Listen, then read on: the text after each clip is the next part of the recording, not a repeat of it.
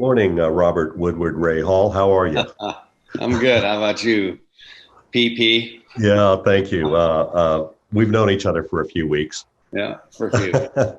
Well, I was telling everybody, Bobby, when I first met you, you had just stepped out of the race car at the Road Atlanta in 1974 when you were driving your dad's B Sports Racing Lola, which I love that race car, by the way. Yeah. And You drove a hell of a race, and I wanted to know you. I thought and we're roughly the same age, Mhm. and you had really long hair then. I guess you just I changed your did. hairstyle. Yeah, well, it's interesting. The other day, there was a picture of all my fraternity brothers and myself in front of our house during the day, like maybe 1973. And I showed my kids my picture, and they couldn't believe it. That's not you, and because I had long hair, Yeah, and yeah, yeah, as most people did in 1973. So anyway, yeah, yeah. it's been a long trip for sure. And then, I can't help it. I still think of you that way. You in a race car when you were at that young age was spectacular. You were someone I followed and believed in and felt inevitability in your success. You just were really talented. Uh, you with your head down, head leaned forward, driving a Ralt in Formula Atlantic was one of the most exciting things for a March. You really looked the business and a lot of sideways, a lot of just, head down, go fast as you can. And Charger, and that Charger has charged forward and done so many things in this sport that did you have any vision that it would turn out this way? No, I mean, when unlike maybe an Andretti or an Unser, where racing really was the family business, and in my case, it was that was the food business, was the family business, and that didn't hold much attraction to me. Very fortunate that number one, that my father raced as a hobby all through the Yeah. late 50s, 60s, very early 70s, and of course, growing up as a kid, I had lots of dreams. I had lots of ambition, but there wasn't a lot of expectation there. And because how do you really know until you start? I never thought uh, I'd win the Indy 500. I never thought I'd win 3 IndyCar championships, Daytona, Sebring, all these great events. All I did was try to do my best every day, and whether it was on the track or off the track, and it kind of all happened. I was very fortunate to have around me great people. Jim Truman, who did so much for me, even during the Atlantic days, but more particularly during IndyCar. People like that having good crews, great crews, good mechanics.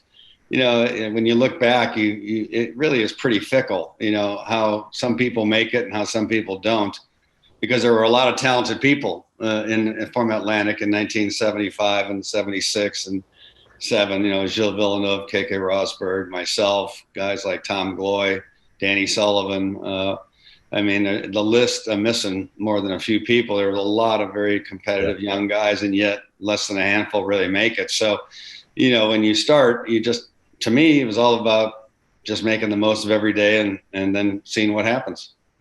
And you did that and more. I've got to say that there was something about you when you were really the exciting one to watch. You and Jill Villeneuve,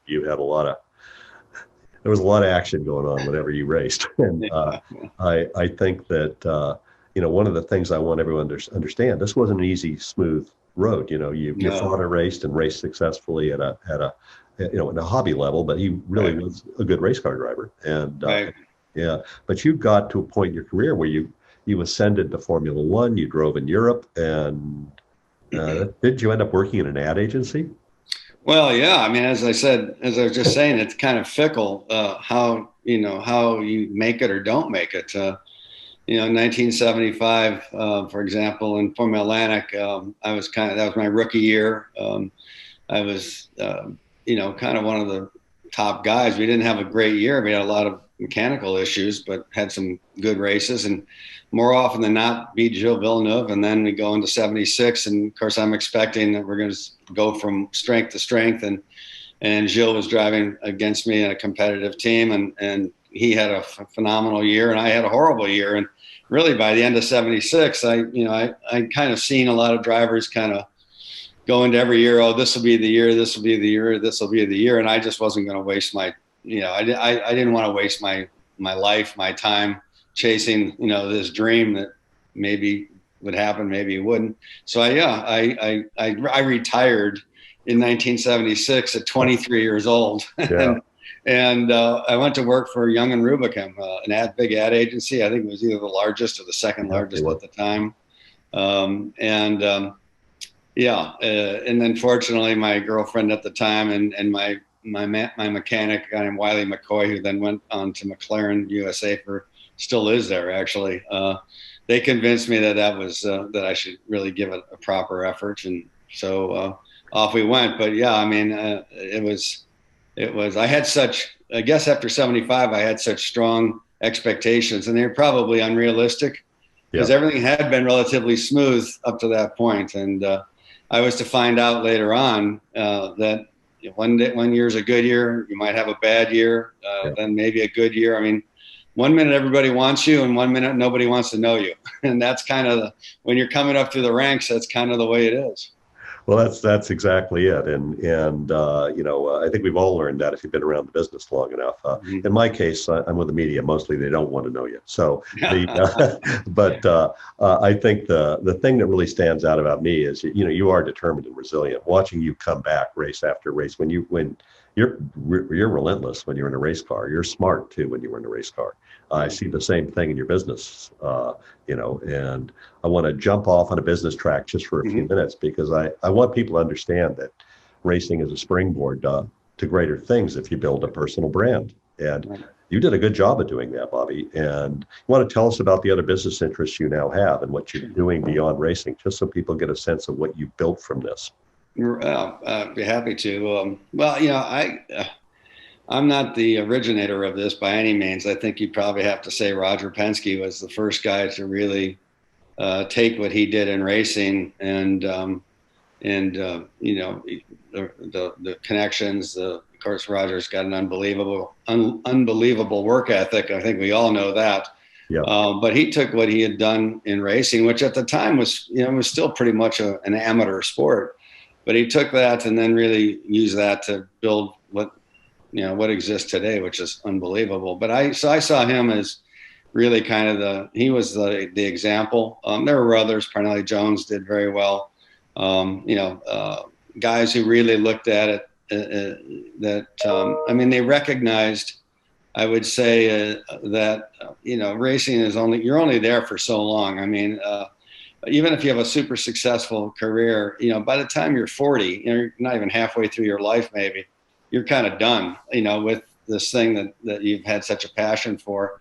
And it's, what have you done to prepare for that? So in the late 80s, I was introduced to people at Honda. I was living in Columbus, Ohio at the time, and met the president of Honda, what they call HAM, Honda of America Manufacturing, a fabulous guy named Ira Magiri. And Mr. Erie was sort of Mr. Motorcycle. He was the guy that was he was from Honda R&D, brilliant man, but he was all about motorcycle engines and racing engines. And of course, this is the time of Freddie Spencer and Eddie Lawson and guys like that. And got to meet the Honda people and expressed my interest in getting into the car business. I'd worked in a car dealership in between my years in college. That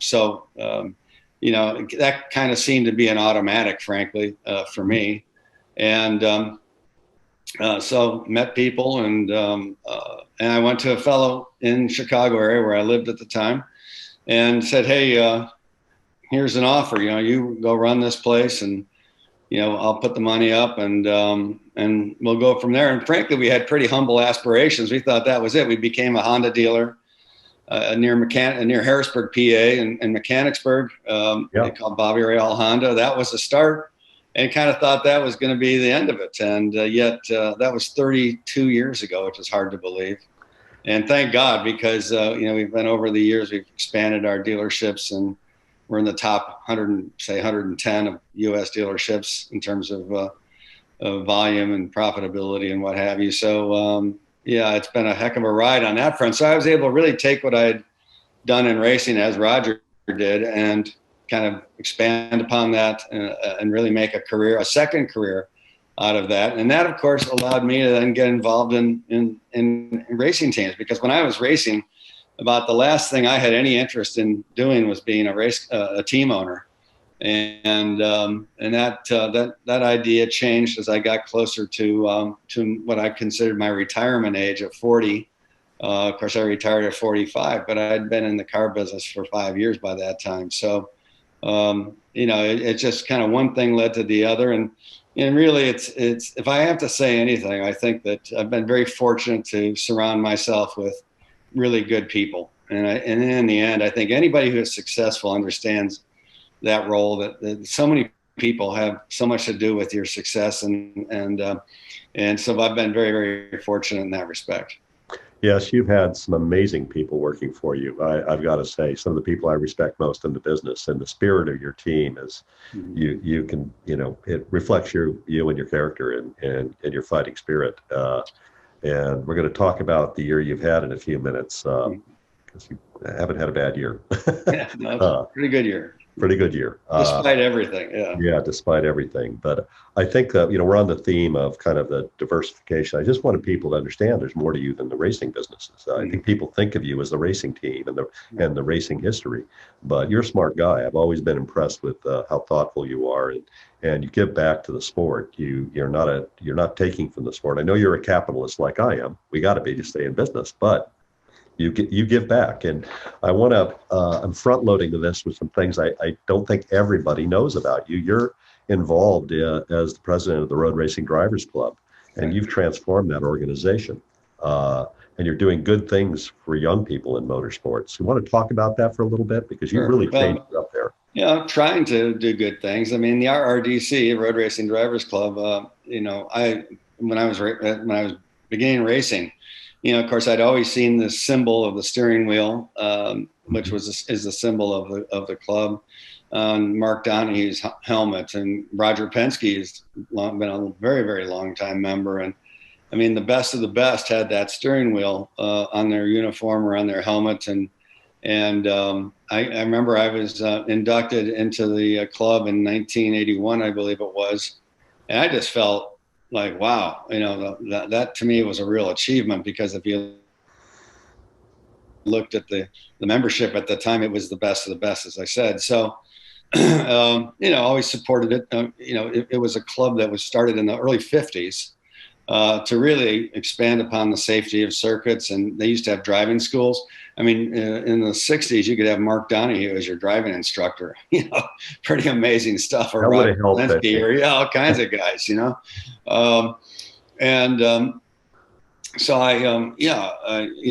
when I was always a faithful, loyal member of that club, because it just meant so much to me. And then in about 2005, I think it was, 2002, I believe, Bob Aiken, God rest his soul, and Brian Redmond, who is a real hero of mine, they cornered me and suggested that I should become the president of the RRDC. And of course, I was flattered. And off we went. That sounds like a big, at the time, it sounded like a big position. I mean, it is. We've really grown the club collectively. Again, not just me. There's a lot of people involved. But having events like the Legends Dinner prior to the Long Beach Grand Prix has really become kind of a must-do event on that weekend. In April, we do the same thing at Daytona. We've done a lot to try to promote the club itself, but also to bring into effect some, whether it's Team USA and our assistance in helping send two young Americans over to England to do the Formula Ford Trophy and the Walter Hayes Trophy, the Formula Ford Festival, I should say, and which is a huge event. Both of them are huge events. A lot of great drivers have done that. Jimmy Vasser has done that for us. Brian Herta, Newgarden, Joseph Newgarden represented us as part of our team a number of years ago, and so we've tried to help push that along.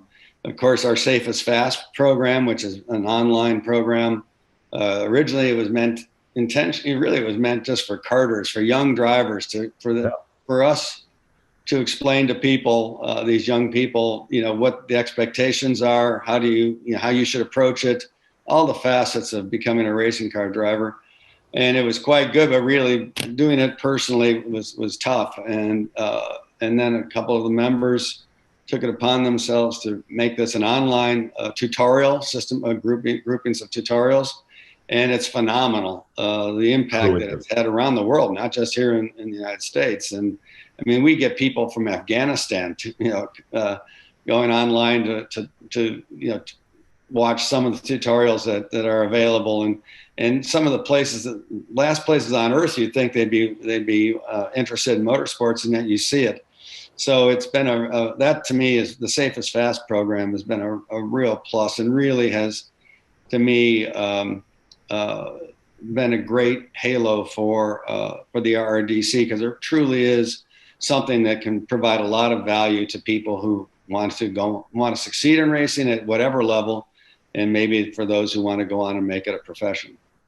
Well, again, very commendable that you've done the things you just mentioned. And I'm proud that I was there in the beginning to help Jeremy launch the Team USA. I was only there in the beginning, raising the initial sponsorship for the first few years. Jeremy carried it forward and found your support invaluable in blooming this and making it a much bigger deal. And it's amazing. There's a number of RRDC members that the RRDC provides some support to Jeremy. This is Jeremy Shaw, this is his program, which is, I think, over 20 years old now. But a lot of RRDC members support it, whether privately or through their companies. And so it's really been a great association for us. And I think it reflects too it's the young you remembering where you came from, which I think is really, that heartens me. I again, you give back, Bobby, and you think about these things, and the things you've just talked about are exactly that. And it's a lesson to the rest of us in this sport to remember where we came from and repay those that helped us along the way. Jim Truman was an inspiring man, a great man. And I was fortunate to know. And your victory in 1986 is one of my strongest memories of the night of the Indy 500. It was very emotional. It was. And it really was. And you had the restart of the gods. Yeah.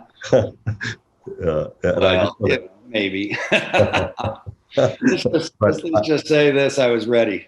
You were ready, and you've been ready for opportunity throughout the time I've known you. You've taken you've taken some risks. I mean, your first year with Honda was really problematic. I mean, you with the True Sports, the chassis that you took forward with the team in '93, I think it was, after you won the championship the year before. You'll take risk. You'll take risk on people. You'll take risk on things. Be a racer, but you center up and always find a way forward. And there's a symmetry to our lives. That was my first trip to the runoffs, one of my very first trips away when I met you to race. We launched Racer in '92. You win the championship. I remember thinking that was a sign from the heavens that this is going to work out, and watching you accept that championship as a team owner driver that year was really special.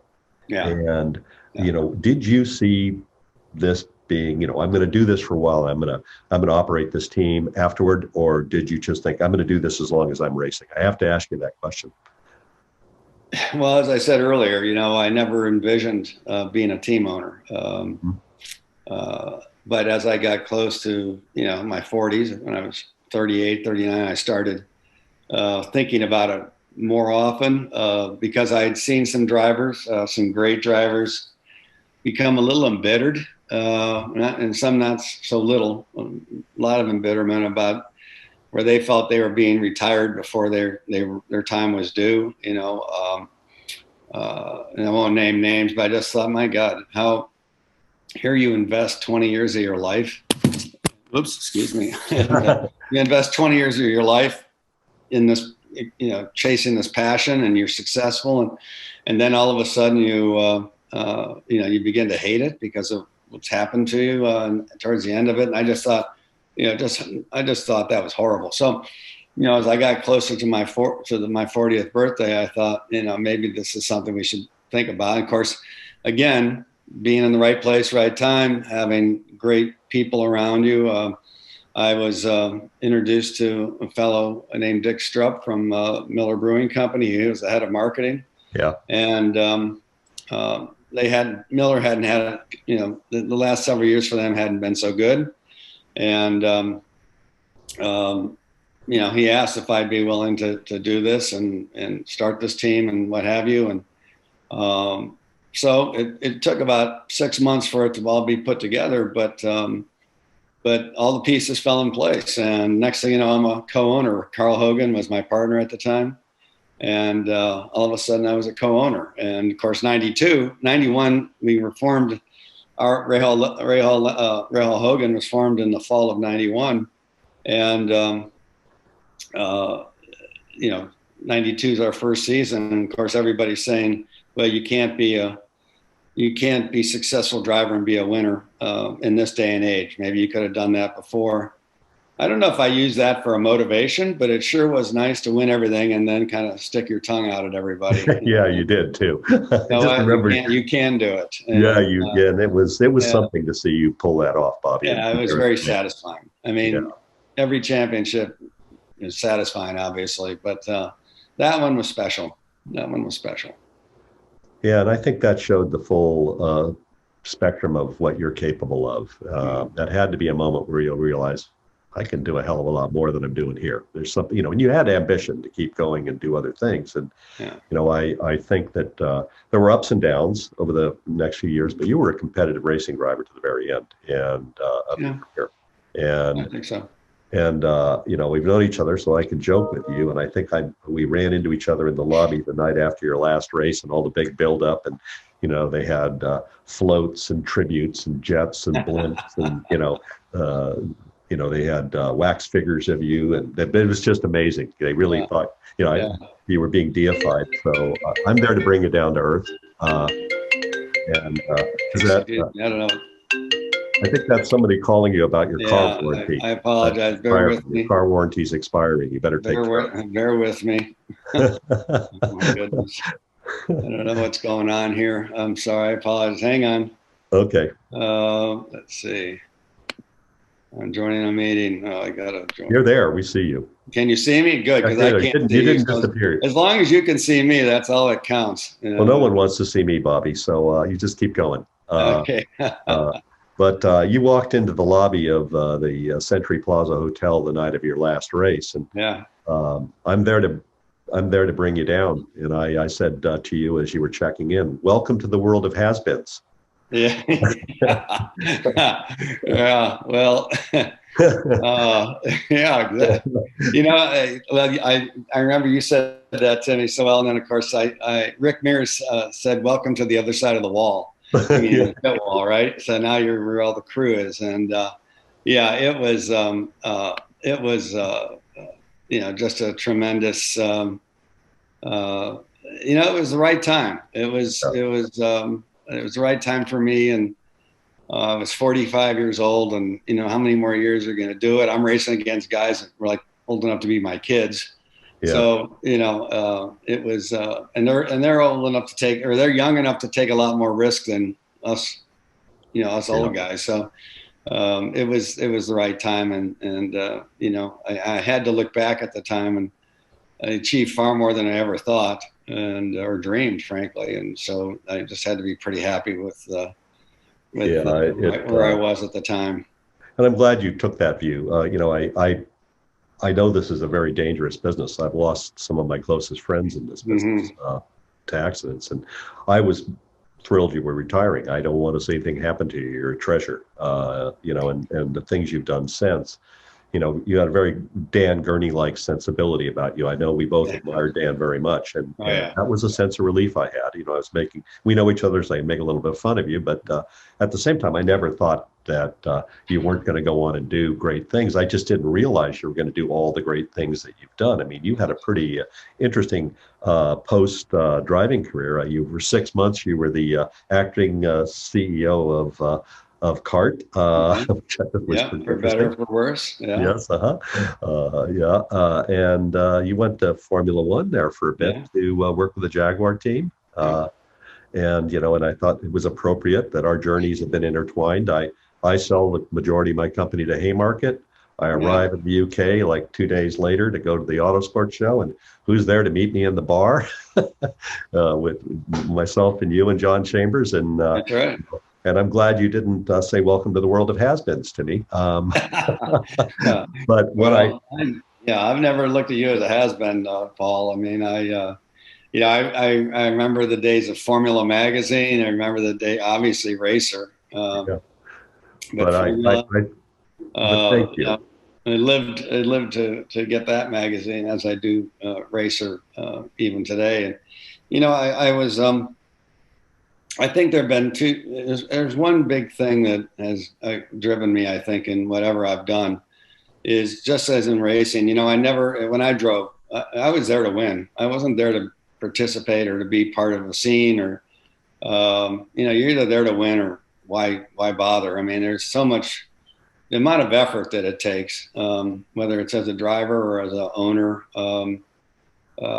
is such that I can't imagine doing it, and not going into every race thinking you had a chance to win or that you were in a good position to win.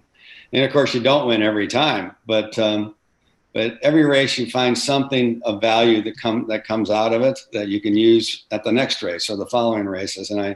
And for me, and once I retired, whether it's in the car dealerships or as my poor wife will tell you, I'm not the kind to sit on the beach. I'm not the kind to sit there and read a book. I'm the kind I have to be out doing something. And I've been for even the things like, and sometimes I think my passion for the sport got in the way Yeah, of maybe some rational thought because I did take on for a brief period of time the interim chairman of CART. yeah. I was never intending to do that for a long period of time, but of course that opened up all kinds of interesting experiences and stories. I went to Jaguar. Some people probably thought I was crazy. I went there because Ford asked me to go there. Hmm. A guy named Neil Ressler, who was head of Ford Yeah. engineering and really the all of racing really reported to Neil eventually. And I actually enjoyed it. I wish it had been longer at the time because I think we were making good progress. But nevertheless, I wouldn't trade those experiences for anything. And Uh-huh. I think oftentimes that those decisions to go those ways, whether it's in CART interim chairman or whatever, a lot of it was based on the passion that I have for the sport. And it is, it's a business, but dig down beneath, it's still a sport, and that's to me that's what motivated me, and that's even true today. I mean, what motivates me today is to have one of the best teams out there and to go into every race with as good a chance of winning as anybody else. Well, that's a perfect segue to what I want to talk about next. Um, this amazing race team. I'm a fan of your race team and Yeah, of thank the you. people in it. And you're a dangerous bunch. You're out there to win. Yeah. And I've seen some really savvy calls, like some of the things you've done in IMSA have just been brilliant. Mm. Just strategy calls to win some of these races. And I got to tell you, this Indy 500 this year, Bobby, we're going to talk about it for a minute, but I literally the hair on my arms stand up when I think about Takuma Sato there this year. Yeah. Yeah. That was the ultimate gunfight between the probably he is up there now as one of the very best drivers in IndyCar racing. He's proven it. Mhm. And Yeah. he beat what was arguably the best driver of this era and one of Yeah. the very best teams on one of their very best days. Yeah. Your team beat them with a driver that delivered All right. a performance of a lifetime. Right. Well, I mean, you look at Takuma's record last 3 years, it's win, third win. That's pretty good. Yeah. Not many guys racing the 500 have had that kind of run. But no, Takuma, the team, of course, as a team, we were very competitive this year. Graham ended up third, right on, was running Yep. right on Dixon's tail. Spencer Pigot was having a decent race and unfortunately had that accident. But we had 3 cars in the top 11 in qualifying. That's not too shabby. And even though we really never put that much emphasis on qualifying per se. We look for race cars, and I think obviously you saw the value in that approach come race day because Takuma was up front the whole time. Graham had dropped back a bit. They made a few adjustments, and then he drove through the field. So, I think the approach that we've taken, we take on that during that month of May in particular has worked out a number of times. We don't always hit it out of the park, but this year I think you could say we hit it out of the park. And that's, again, it comes down to great people, great engineering, great mechanics. The pit stops really strong, or this or that. Everything has to work. And Takuma and his team, the whole team in general, just really worked hard to get the kind of result that we had, and gives you obviously a tremendous amount of satisfaction. For me, people always ask me what's the difference in winning the 500 as a driver versus an owner. And I always tell people, I think as an owner, you truly appreciate just what goes into it. Yeah. Because there's a lot of moving pieces that go into it. And only as an owner can you really know that and understand that. And so, this year's 500 was super satisfying for me personally and for the team, and particularly for me from my partners, David and Mike Lanigan. Mike had been a longtime supporter in racing, sponsor, co-owner of teams. This is his dream. I think he was there 30 years, and we were able to deliver that dream to him this year. And obviously that was very, very satisfying. It had to be, Bobby. And I was elated. I mean, I a lot of times my heart rides too with Mike Hull and the Target team. Mike was, my mentor and brought me along in racing, and Chip's one of my longest standing friendships. And I admire Roger and his team, but there's something special about your team in my mind. And I know where you came from, and I know what you've done to build the team. And it was absolutely thrilling. And our audience at racer.com went, crazy over this. I mean, we had more traffic this year in August than we did in May 2019. We had 462,000 shares of content, and the majority of that was around this Indy 500 win. Yeah. And the grandstands were empty, but the real race fans that love the Indy 500 were absolutely engaged and excited about what happened. Yeah. Well, I think what made it, obviously it was kind of strange. There you are, and there's nobody, and it's just gray. That place looks like a battleship. Everything's gray, navy gray, and yet, of course, most 500s is nothing but colors. Now there was nobody there, and yet that really didn't affect the race. Was the race, and I thought one of the great things that I just loved seeing it was there's that gap in the short chute between turn 1 and 2, and across the street. Here there are a couple hundred people, maybe 1,000 people, with lawn chairs. They had their TVs going. They can walk. They could see through this gap. I don't know if you could see the cars, but you could hear them. Yeah. And that to me just said it all. That's just what makes this race so great. That race so great. The 500. The passion that people have for it, and it's a generational passion. It's not one generation. It runs for multiple generations, and that's just what makes that race so special. So that was pretty satisfying to me, to not just win that race, but then to go outside and see the level of commitment that our fans had towards that race. They do, and you've been central to some of the most memorable Indy 500s in history, in my mind. Like I said, your win with Jim Truman is a testament to the human spirit ultimately. And God rest his soul. What a magnificent man. He helped you find your dream here. And he did. I mean, Jim was, as I tell people, he was like a father. He was like a brother. He was like a friend. He was a sponsor. He was a advisor.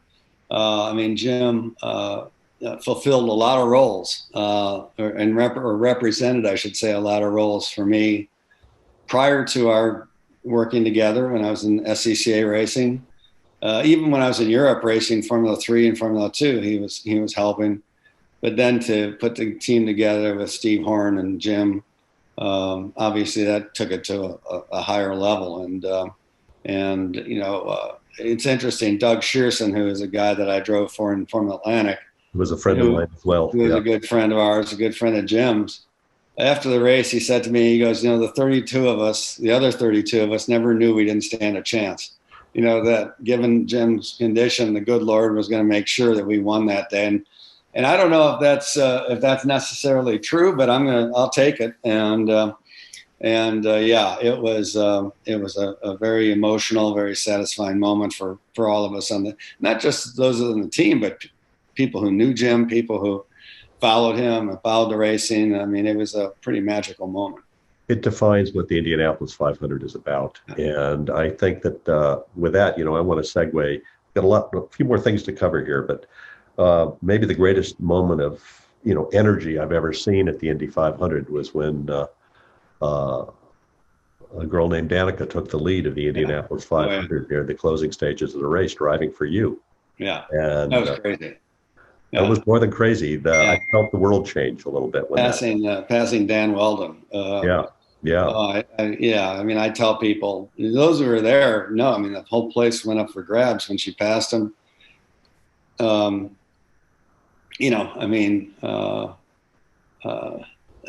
just couldn't imagine. I mean, it was just she did what she had to do. Scott Remke was calling a great race for us. It was. She did a great job that whole month, and of course, we got a little lucky in the race. She kind of spun, and two other fellows got taken out as a result, but nevertheless kept it off pretty much kept it off the wall.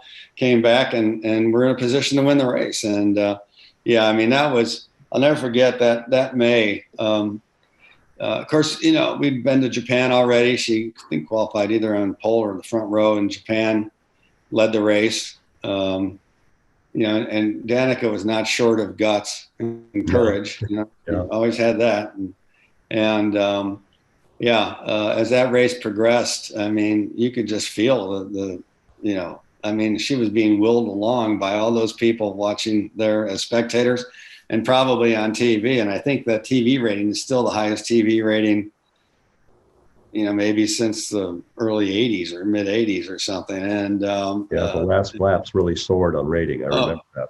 Yeah, it's just crazy. So, it was, but that was, that was, you were talking a little bit earlier. That was kind of a little bit of my payback to Jim Truman,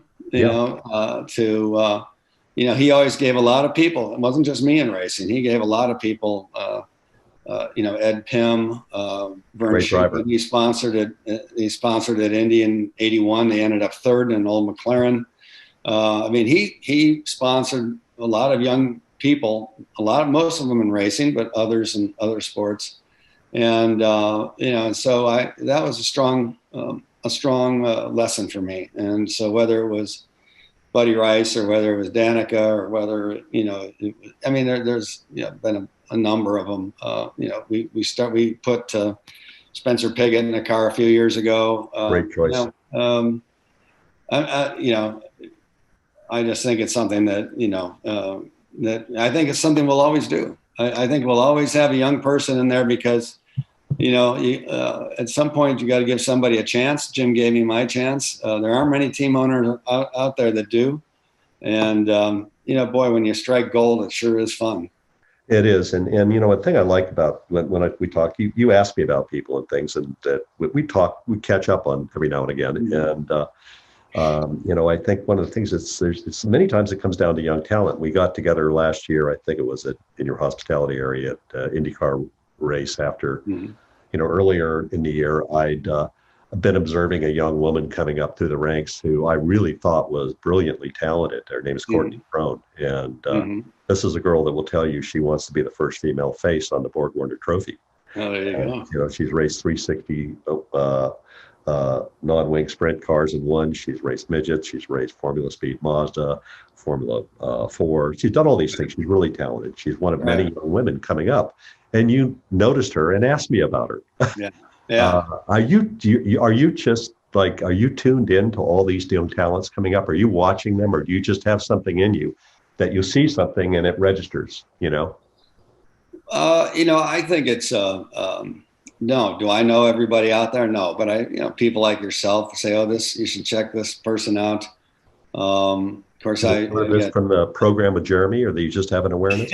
Well, some comes from Jeremy for sure. I mean, Jeremy and the group that decides who goes to to England, they're pretty good judges of, and it's not just talent on the racetrack; it's talent off the track. It's sponsor. You've got to.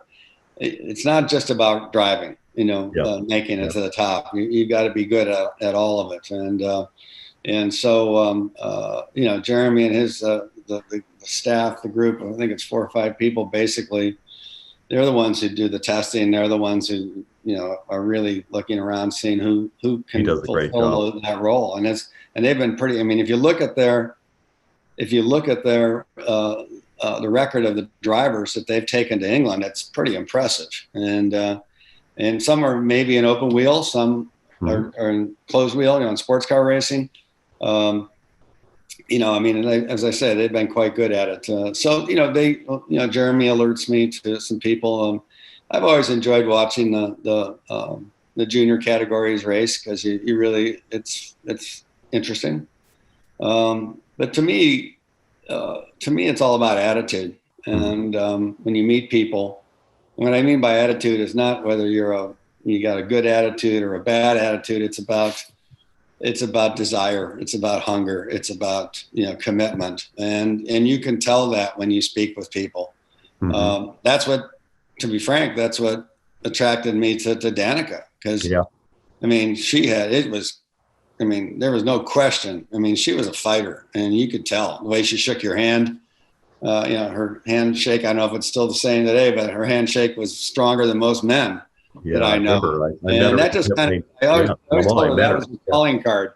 That was her handshake was, everybody's going to remember you because of that handshake. They may forget your name, but they're going to say, oh yeah, I met this little tiny little girl that, about broke my hand shaking it. But it's about attitude. And so, that's what we look for. And even there's a lot of drivers out there who are very experienced, who've been successful in other categories. And even there, you're looking for that special person who just doesn't want to be beaten, that just can't take the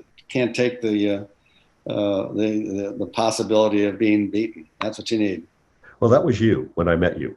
Yeah. And that's one of the things I admire most, is your will and your commitment, and the people you recommend. You mentioned Scott earlier, who I just thought was an amazing guy, and he was the soul of your team. Yes. And you just have had a string of people that reflect your quality as a person, working within your team, and will to win. I think that you're giving a little bit of advice here, and I before we jump to that, I want to have a closing thought be about more advice to young racers.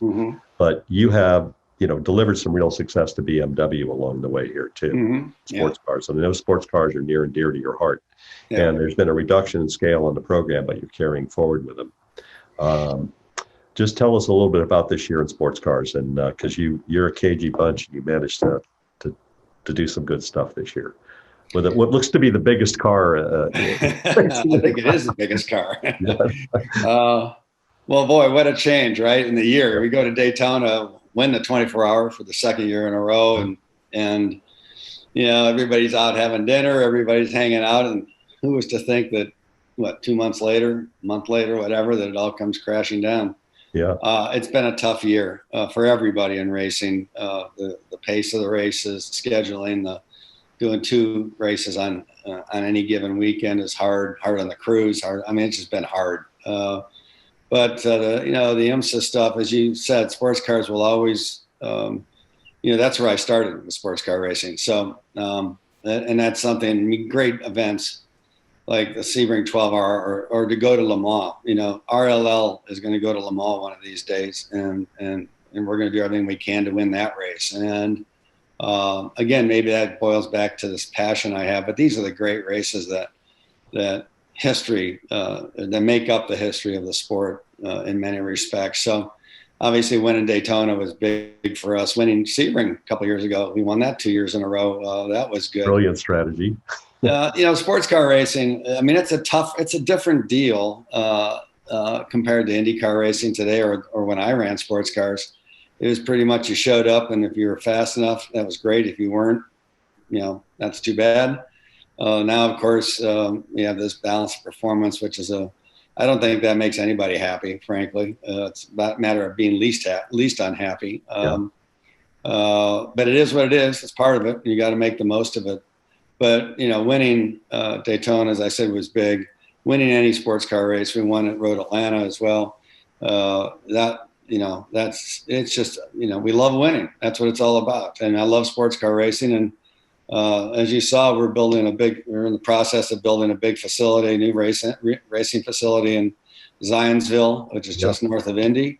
Yeah. And that, I think that building is a clear indicator of our commitment, not just to IndyCar racing, but to sports car racing and other things. And so, it was a pretty good year on the sports car side, on the BMW side, and we're happy. We're going to continue with them for next year. Yeah, I am too. And I would like nothing more than to see you and your team go to Le Mans because I think you would be every bit the competitive proposition you are here in IMSA and IndyCar. And I think it would complete a circle. That is the greatest sports car race on the planet. And I know you want that trophy on your shelf. That would be nice.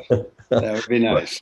Yeah. So you are the epitome of the young driver who made it to me. You just had such obvious talent and charisma, and you had it. I remember just thinking, this guy's going to go somewhere when I met you. And you backed it up with performance. Even when you had problems, you dig out and come back strong. What advice, you were talking, you mentioned the handshake, by the way. I will tell you, my hand is still broken from Courtney. Courtney shook it, and it's like, she's about what? She's very small. Yeah. But I think that, what advice do you give to people like Courtney out there right now? What do you do now, coming out of COVID? How do you make it work? Well, it's all about. I don't think you close yourself off to anything in the sense that you don't consider any series, uninteresting to you. I mean, I think the more you learn, the more different cars you run, you race, the more you learn, and oftentimes what you learn in one, you can apply to another. When I came back from Europe in 1979 to come back, and I was running Can-Am, I decided I thought I should go to Daytona, meet people, because I thought being involved in sports car racing would be interesting, which I did. And next thing you know, I'm racing the Apple Computer 935 Porsche. Of course, we win Daytona 24 Hours in '81 with Brian Redmond and Bob Gerritsen, and I just think you have to be open to everything. But more importantly, I think you have to go out there and you have to press the flesh. You got to meet people. You've got to, just sending a letter doesn't do it. You've got to meet people. And fortunately, any young race car driver, for the most part, every race they go to, everybody that counts is there. So It's not like you're having to fly all over the place to meet people. You just walk through the paddock area and introduce yourself. And it's all about that attitude. It's all about doing whatever it takes to get to where you want to go. And as I say, when you meet people, you quickly find out, you quickly see who has those traits and who doesn't. That's right. We probably should send every young race driver one of those grip master things to get the. There you go. And rubber ball works too. The rubber ball works too. But I want to bring it home here. We're going to be out of time here. You have a talented racing driver as a son, and you've just become a grandfather. Congratulations. Thank you. Thank you. It's number number 5. Hey, Yeah. I've got 4 others, but yeah, that was I'm so happy for Courtney, and of course happy for Graham as well. I think the big thing now is this and it's a girl, Harlan, which is I think a great name, but is that she can be a drag racer or a IndyCar racer? I don't know. That's a good question. That's a I'm good sure question. John Force is buying her all kinds of little mini drag racers and all that other stuff. So I don't know. That's going to be an interesting upbringing for her. But no, it's obviously flattering when your children follow your footsteps.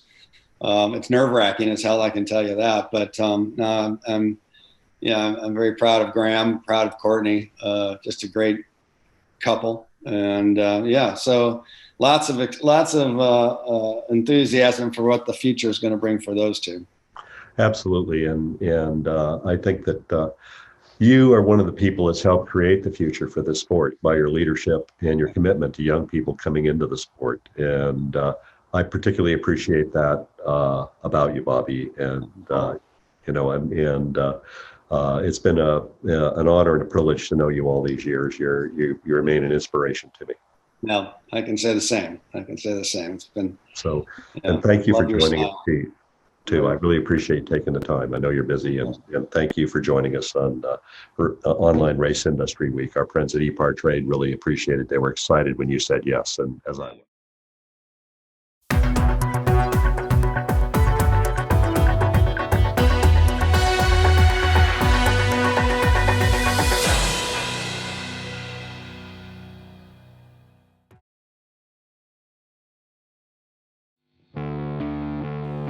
There are 2 types of people, racers and everyone else. Racer Magazine is for those who believe that racing is a way of life. Racer embodies the excellence that defines a sport driven by passion, courage, and ingenuity.